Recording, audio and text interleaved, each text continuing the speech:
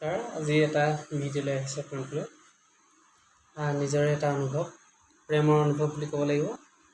কাৰণ কিছুমান বস্তু চাওক আমি মানুহে কিছুমান বস্তু দেখি নাপাওঁ কিন্তু আমাৰ জীৱ জন্তুবিলাকেও কিছুমান বস্তু আপোনাৰ দেখি পায় আপোনালোকে চাব এজন বিখ্যাত যোগী আছিল তেওঁৰ নাম আছিলে দেৱৰাহা বাবা তেওঁ আৰু জীৱ জন্তুবিলাকক অশেষ মৰম কৰে কিন্তু এবাৰ কি হ'ল গোটেই তেওঁৰ ওচৰলৈ চৰাই চিৰিকটিবিলাক আহিছে কিন্তু এজন যোগী মানুহ আৰু তেওঁ চৰাই চিৰিকটিবিলাকক মানে ইমানকৈ খেদিছে মানে তেওঁ অকণমান যোগ কৰাত মানে প্ৰাণায়াম যি ধ্যান কৰে ধ্যান কৰাত অকণমান বাধা আহি গৈছে সেইটো কাৰণে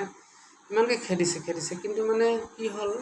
এইবিলাক বস্তুবিলাক তেওঁ চৰাইবিলাক মানে উৰি নাযায় তেওঁ লাঠিটা লৈ খেদিছে তথাপিও উৰি নাযায়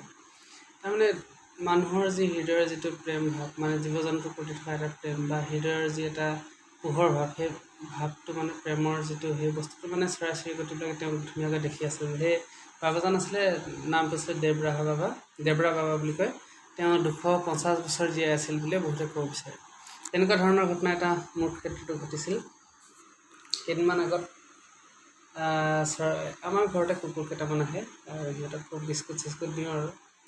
বাহিৰতে অকণমান ব্যায়াম চ্যায়াম কৰি আছে য়োগা কৰি আছে তাৰপিছত ধুনীয়াকৈ দৰ্জাখন মাৰি থৈছোঁ গেটখন আৰু মাৰি থোৱাৰ কাৰণে মানে খুব আহিব বিচাৰিছে কুকুৰটো আহিব বিচাৰিছে তথাপিও মই দিয়া নাই আৰু অকণমান পিছত আহিব বুলি কৈ আছোঁ তথাপিও মানে একদম ভৰিকেইটা একদম তাৰ ঠেংকেইটা হেৰি কৰি আহিব বিচাৰিছে আৰু মোৰ জৰিয়তে তাৰপিছত নাই দিয়া তেনেকৈ বহুত সময় যুঁজি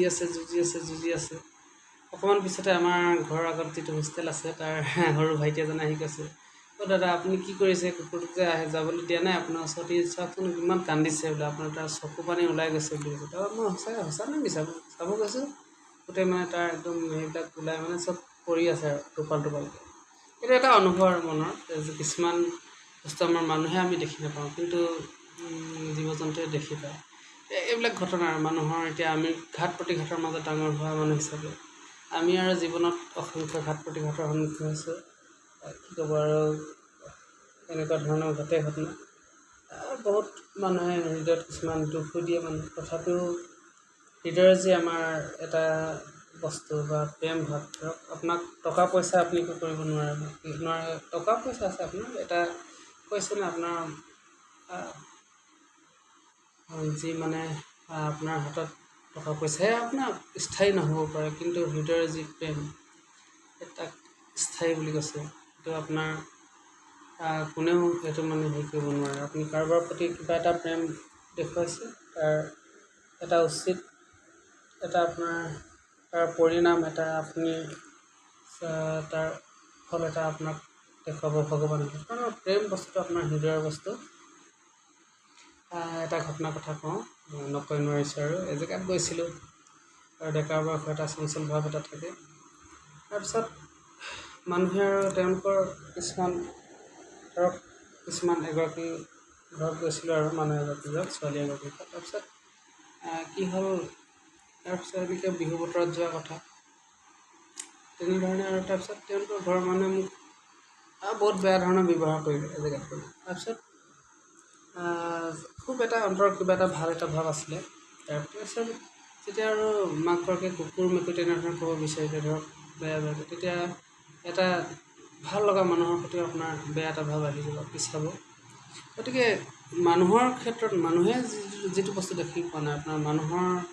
প্ৰেমটো মানুহে আজিকালি নেদেখা হৈছে আপোনালোকে চাব কিন্তু জীৱ জন্তুক আপোনালোকে মৰম কৰিবলৈ লওক আপোনালোকে জীৱ জন্তুক কিবা কিবি চৰাই চিৰিকটিবিলাকক কেতিয়াবা বিস্কুট চিস্কুট দিব লওক বা ধুনীয়াকৈ কিন্তু তাৰ এটা পৰিণাম আপোনালোকে পাব এনেই মন কৰিছোঁ কুকুৰ কিছুমানক কিবা কিবি খাবলৈ দিওঁ ইহঁতেতো আমাক একো অপকাৰ নকৰে আৰু কেতিয়াবা ধৰক ঘৰলৈ কিবা বেয়া ধৰণৰ এটা মানুহ আহিছে সিহঁতৰ এটা দৃষ্টি এটা ভগৱানে দিছে তেওঁলোকক কিছুমান মানুহ আহিছে আপোনালোকক তেওঁলোকে ভোগ কৰি ধৰক কিবা বেয়া হেৰিত আহিছে তেওঁলোকে খেদি দিছে ধৰক সেইটো এটা আপোনাৰ এটা উপকাৰ হৈছে কাৰণ আমি মানুহ হিচাপে আমাৰ এটা বিবেক দিছে সেই বিবেকটোৰ যোগেদি আমি সকলো কাম কৰি ল'ব পাৰোঁ কিন্তু পশু পক্ষীবিলাকতো তেনেকুৱা ধৰণৰ বিবেক দিয়া নাই ভগৱানে তেওঁলোকক কিন্তু আপোনাৰ যি এটা আপুনি পশু পক্ষীৰ প্ৰতি মৰম দেখুৱাইছে সেই মৰমৰ এটা প্ৰতিদিন পশু পক্ষীয়ে আপোনাক প্ৰত্যক্ষভাৱে দিব কিন্তু কি ক'ব আৰু আজিৰ দিনত জানে সকলোৱে চাৰিঠেঙিক উপকাৰ কৰিবা কিন্তু দুঠেঙিক উপকাৰ কৰিবা কিন্তু পাহৰি যাব নহয় জানো। ধন্যবাদ। ভিডিঅ'টো যদি চাই ভাল পায় লাইক শ্বেয়াৰ কৰি দিব। ধন্যবাদ।